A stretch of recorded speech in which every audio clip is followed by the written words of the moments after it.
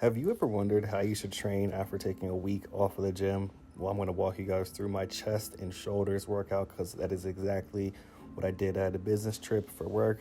I was off the gym for a week, haven't taken creatine, I've been off my rocker, not very dieting. So we are getting back into the gym. Nothing's wrong with taking some time off. Nothing's wrong with having a regular life.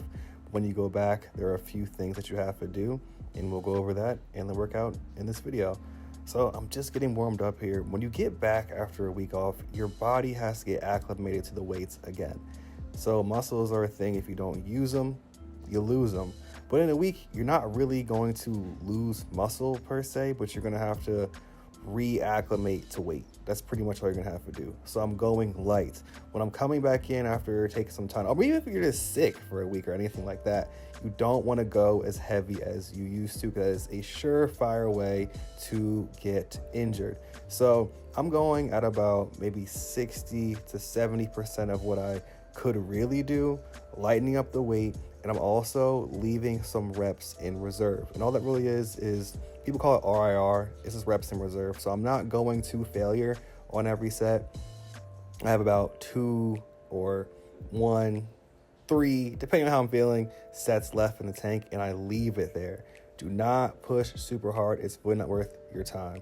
I've been getting into shoulder press more recently because you can lateral raise as much as you want, but if you want those super big, juicy shoulders, you are going to have to shoulder press a lot of weight.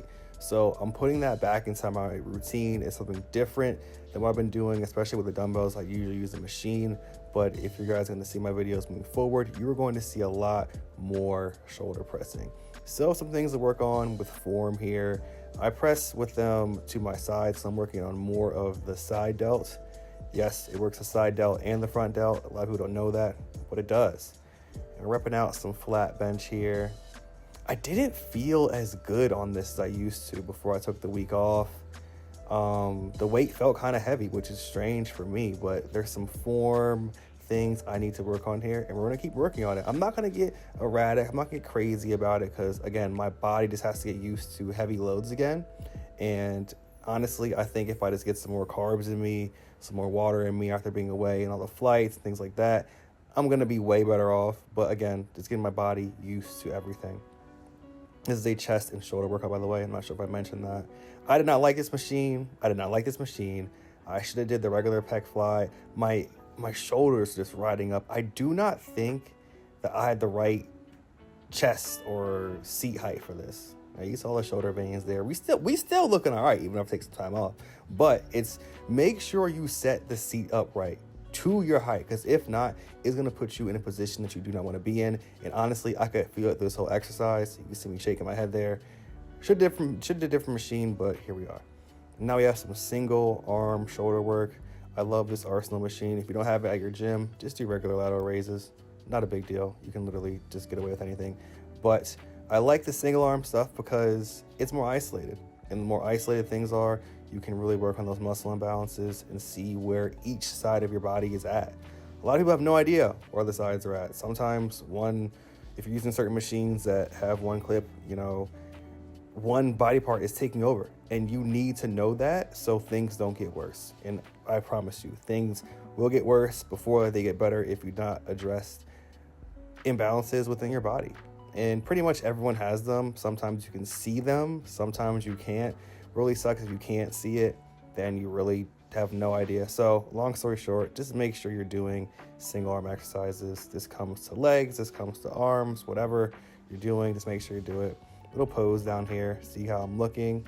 Again, I'm a little bit flat because I didn't have enough carbs in my body because of the trip, and I did not get my meals in because it was a crazy trip. But that is okay. You can bounce back just as quickly as you fell off, per se. And I wouldn't call it a fall off. Just got to get my body back into what it's used to. It's my worst pose here. It is not the pose for me, but it's okay because other poses look better on me. And here we go. Letting you guys know exactly how I look, hiding nothing. Didn't even have the best pump here because, again, not a lot of carbs, not a lot of water in my body. But I probably lost about maybe 2 to 3 pounds on the trip. Yeah, I lose weight very, very fast. But I still have some fullness in my chest, Really got to bring up the lats and my arms. That's my main focus for this cycle of training. Some people call it a mesocycle, but I don't even get into all the depths of it like that.